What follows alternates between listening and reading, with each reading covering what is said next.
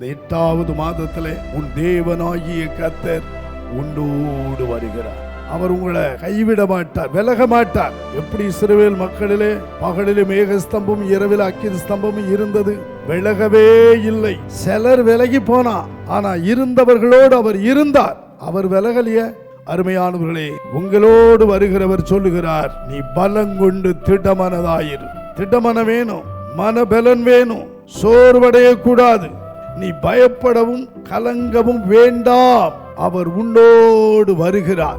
உனக்கு முன்னும் போவார், உன்னோடு இருப்பார், உன்னோடு வருகிறார். அவர் முன்னே ஏன் போறார்னா அந்த தடைகளையெல்லாம் நீக்கி போட.